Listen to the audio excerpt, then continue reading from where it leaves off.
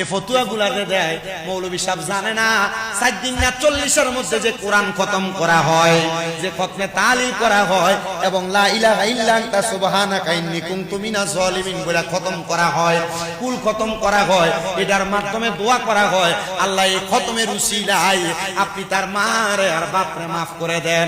আপনারা বলেন এভাবে খতম করে দোয়া করলে আমার আল্লাহ মা বাবার কবরের আযাব মাফ করতে পারে কি পারে না?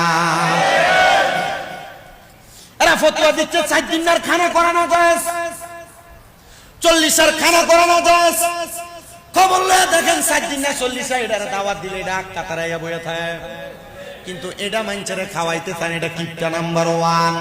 এরা উত্তর দিবেন আল্লাহর নবী বলছেন দুনিয়ার মানুষ শোনো, দুনিয়ার জমিনের মধ্যে থাইকা কোন মানুষকে যদি তুমি খাবার খাওয়াও এটাই ইসলামের সবচাইতে সর্বোত্তম কাজ, আর যদি সালাম দাও এটা ইসলামের উত্তম কাজ। এজন্য মা বাবার জন্য 40 দিনে কইরা রমজান মাসে কোরআন খতম করায়া দোয়া করতে আপনারা ভুলবেন না। এখন বাংলাদেশের মানুষ রমজান মাসে জাগে কোরআন তেলাওয়াত কোরআন খতম হইতে এগুলা ভুলে গেছে, এগুলা ভুলবেন না। কোরআন খতম করায়া করায়া দোয়া বকশিশ করে আল্লাহর দরবারে মা বাবার জন্য ক্ষমা প্রার্থনা করবেন। এটা আমার কথা না, আল্লাহর নবীর কথা। জোরে বলেন সুবহানাল্লাহ। নবী আমার বলে উম্মত 3 নাম্বার ওয়া ইনফাযু আহাদিহিমা। নবীজি 3 নাম্বার দায়িত্বটা কি? আমার নবী কয় 3 নাম্বার হলো মা বাবার ওয়াদা পূরণ করা। ইয়া রাসূলুল্লাহ, নবী গো মা বাবার ওয়াদা কি পূরণ করব আপনি বলেন না। আমার নবী কয় 3 নাম্বার, মা বাপ যদি কোনো ঋণ রাখে ঋণ পরিশোধ করবা, মা বাপ কারো সাথে কোনো ওয়াদাবদ্ধ হলে ওয়াদা পূরণ করবা, এটা হলো তুমি সন্তানের দায়িত্ব। কিন্তু আমাদের সমাজের সন্তানেরা মা বাপ মারা যাওয়ার পরে রাজমাটি দিতে দেয় না জায়গা ভাগাভাগি করার জন্য। মা বাপ মারা যাওয়ার পরে মরা লাশের চেয়ারে বসে রাইকা টিপসই লয়, এমন নজির সোনার বাংলাতে আছে না? না, গত 15 দিন আগে সোশ্যাল মিডিয়াতে দেখলাম এক লোক মারা গেছে, তার সন্তানেরা তাকে সোফার মধ্যে বসাইয়া হাতের মধ্যে থেকে টিপসই নিতেছে কাগজের মধ্যে, এটা বড় বড় বড় তা। সন্তান এই জন্য মা বাবা জন্ম দেয় নাই। সন্তান মনে রাখবা, ভাইয়ে ভাইয়ে জায়গা ভাগ করার আগে, বোনে ভাইয়ে জায়গা ভাগ করার আগে, বোনে বোনে জায়গা ভাগ করার আগে হিসাব করে দেখবা বাবার কোন জায়গায় কত টাকা ঋণ আছে। আগে তুমি বাবার ঋণগুলা পরিশোধ করবা। বাবা কোনো ওয়াদা করেছে দোকান বাকি আছে কিনা খবর নিবে এলাকায়, বাবা যে দোকানে বসতো আগে দোকান বাকিটা পরিশোধ করবা। কেউ বাবার কাছে কোনো পাওনা আছে কিনা পাওনা পরিশোধ করবা। তার মানে তুমি সন্তানের এটা দায়িত্ব। আর যদি তুমি সন্তান বাবার ঋণ পরিশোধ না কইরা বাবার জায়গা সম্পদ তুমি ব্যবহার করো, তাহলে কবরের মধ্যে তুমি সন্তান জালেম হিসেবে আল্লাহর কাছে উঠবা। এটার দলিলটা তুমি নেওয়া লাগবে না। আল্লাহর কোরআন বলে উতুল্লিম বাদা যালিকা জালিম, এটা এমন জালিম, এটার ঠিকানা হবে জাহান্নামের একবারে অতিষ্ঠ নিকৃষ্ট জায়গার মধ্যে। এই জন্য মা বাবার সম্পদ ভাগাভাগি করবা ভাই বোনের মধ্যে সমানভাবে, তবে মনে রাখবা এমন ভাবে ভাগ করবা মা বাবার ঋণ যেন পরিশোধ করা যায়। সাহাবায়ে কেরাম বলি ইয়া রাসূলুল্লাহ আর কি দায়িত্ব আপনি বলেন না। আমার নবী কয় 4 নাম্বার ওয়াসিলাতির রাহমিল্লাতি লা তুসালু ইল্লা বিহিমা। মা বাপ মারা যাওয়ার পরে তোমার 4 নাম্বার দায়িত্ব হলো মা বাবার আত্মীয় স্বজনের সাথে সম্পর্ক বজায় রাখা। মা মারা গেছে, খালার সাথে সম্পর্ক নাই, মামার সাথে সম্পর্ক নাই, নানির বাড়ির সাথে কোনো সম্পর্ক নাই। বাবা মারা গেছে, কাকার সাথে ফুফুর সাথে কোনো সম্পর্ক নাই, বাবার বাড়ির আত্মীয়র সাথে কোনো সম্পর্ক নাই। আমার নবী কয় না না না, ওয়াসিলাতির রাহমিল্লাতি লা তুসালু ইল্লা বিহিমা। মা বাপ মারা যাওয়ার পর মামা খালা ফুফু চাচাদের সাথে সম্পর্ক রাখবা। এটার কারণে তাদেরকে যখন ভালো বুড়া জিজ্ঞেস করবা, তাদেরকে যখন ভালো বুড়া খাওয়াইবা, আল্লাহ তাআলা তোমার মা বাবার কবরে ভালো খাবারের ব্যবস্থা করে দিবে। জোরে বলেন সুবহানাল্লাহ। ইয়া রাসূলুল্লাহ, নবী আপনার কাছে জানতে চাই, আপনি বলেন না তাহলে 5 নাম্বার আর কি দায়িত্ব? আপনাদের কষ্ট হইতেছে? আপনারা কি ওয়াজটা শুনে যাবেন? মা বাবার প্রতি ইহসান করা সন্তানের কি দায়িত্ব শুনে দরকার আছে কিনা? আল্লাহ কবুল করেন, পড়েন আমিন। আল্লাহর ওয়াস্তে অল্প কিছুক্ষণের জন্য আমি মাইকটা ছাড়া রাখ পর্যন্ত মোবাইলটা রিসিভ করা বন্ধ রাখবেন, মোবাইলটা একটু সাইলেন্ট করার চেষ্টা করবেন। এই কথাটা আমি প্রথমে বলা উচিত ছিল, বলতে পারি নাই। আপনারা মনোযোগের সাথে বয়ান শ্রবণ করবেন, আমি শেষ করে দিব। ঠিক সময় 12টার মধ্যে হুজুর কেবলা চলে আসবে, আপনাদেরকে নিয়ে দোয়া করবে। তার পূর্ব মুহূর্তে আপনারা শুধু আমার সাথে বসে একটু কথাগুলো শুনবেন। 4 নাম্বার দায়িত্ব গেল। সাহাবায়ে কেরাম বলি ইয়া রাসূলুল্লাহ, ইয়া হাবিবাল্লাহ, নবী গো 5 নাম্বার কি দায়িত্ব আপনি বলেন না? নবী আমার বলে 5 নাম্বার দায়িত্ব হলো ওয়া ইকরামু সাদিকিহিমা, মা বাবার বয়সী মুরব্বিদেরকে সম্মান করা। এলাকায় এমন অনেক যুবক আছে যারা দোকানের মধ্যে বসে, বাবার বয়সী মুরব্বীরা বসে থাকে, বাবার বয়সী মুরব্বীর সামনে সিগারেট টান দিয়া দোয়াটা মুরব্বীর মুখের মধ্যে মারে। আপনারা কোন এমন বেয়াদব জাত ফোসা ফোলাফান এলাকা আছে না নাই? কষ্ট দিতেছে আপনারা? বাবার বয়সী কোন মুরব্বী ডাক দিতে রে জায়গায় যাইস না, ঝগড়া হবে। পোলা ডাক দিয়া ধমক দিয়া বলে আপনি কি বেশি বুঝেন, চুপ করে বসে থাকেন বলে মুরব্বীরে দমায়া দেয়। মায়ের বয়সী মুরব্বী ঘরের মধ্যে ঘরে ঘরে ঝগড়া লাগলে আপনারা ডাক দেয় রে বাবা ঝগড়া করিস না, আপনি মুরব্বীরে বুন্নি কইয়া কুটনি বুড়ি কইয়া কইয়া ধমক দিয়া রাখেন।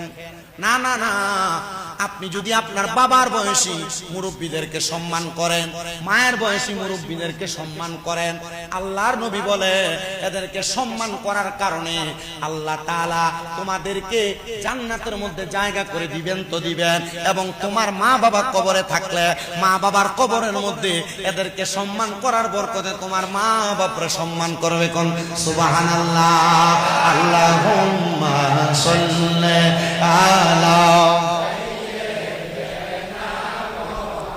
মাদেনা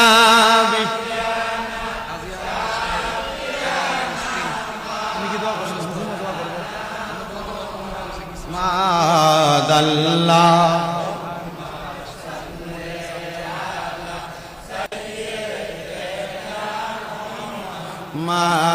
মাদনাবি।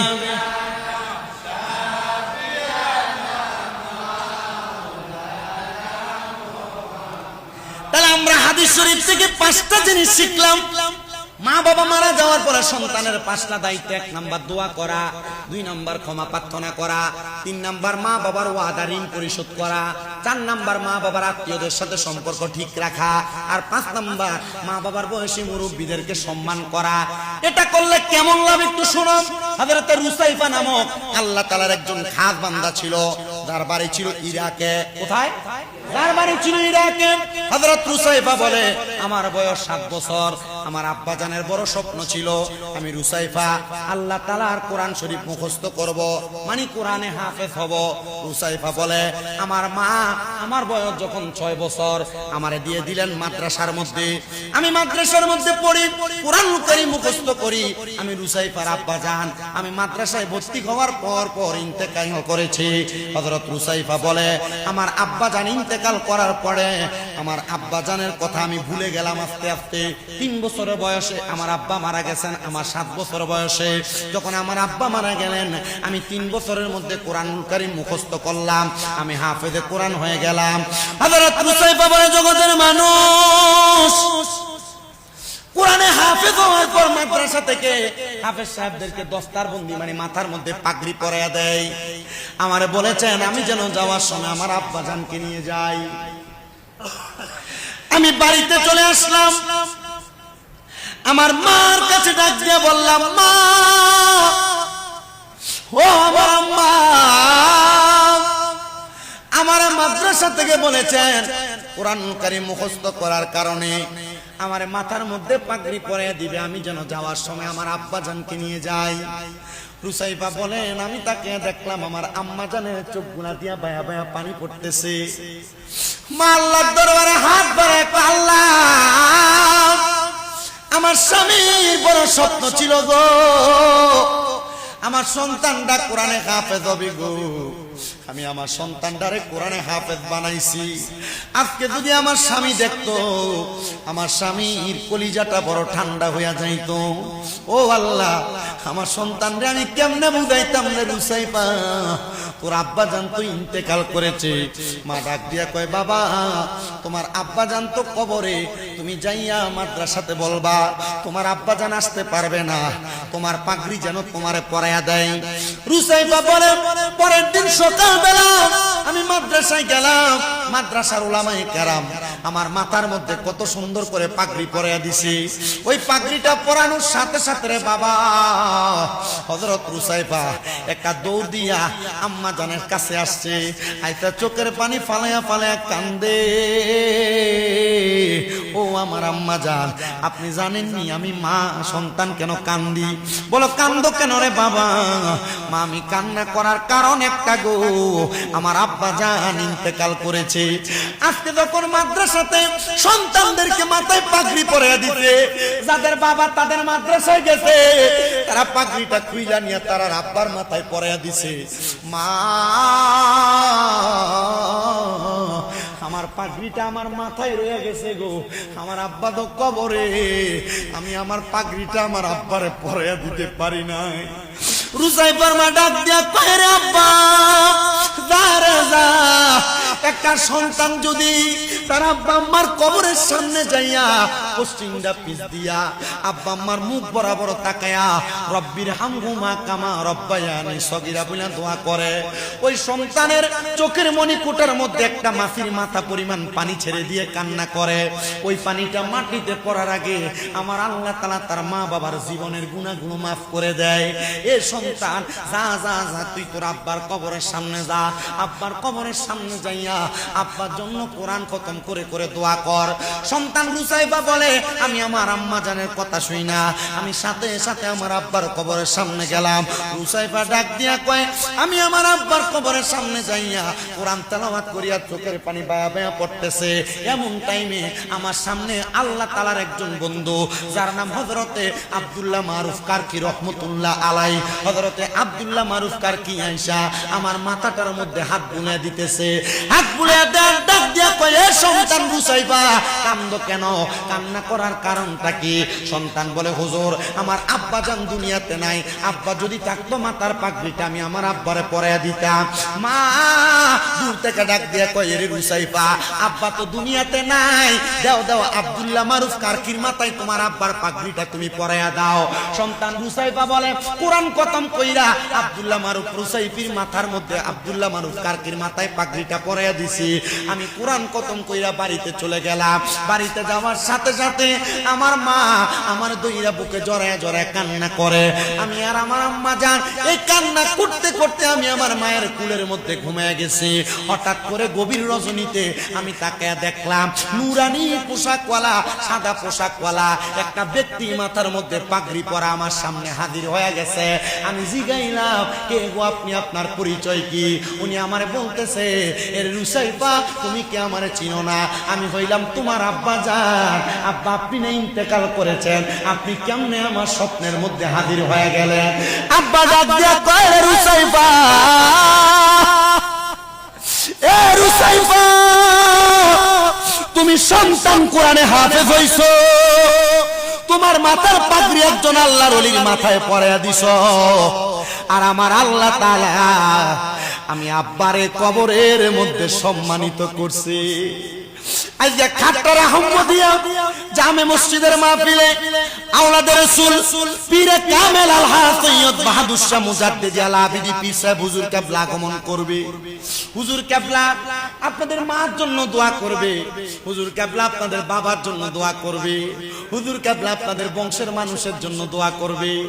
আপনারা তো কোরআনে হাফেজ হতে পারেন নাই, মা বাবার মাথায় পাগড়িও পরাইয়া দিতে পারেন নাই, মা বাবার জন্য হাফেজ হইয়া দোয়া করার সুযোগও পান নাই।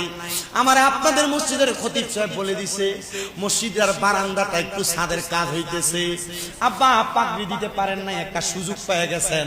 আমি মাত্র কয়েকজন মানুষ চাই, 5টা মানুষ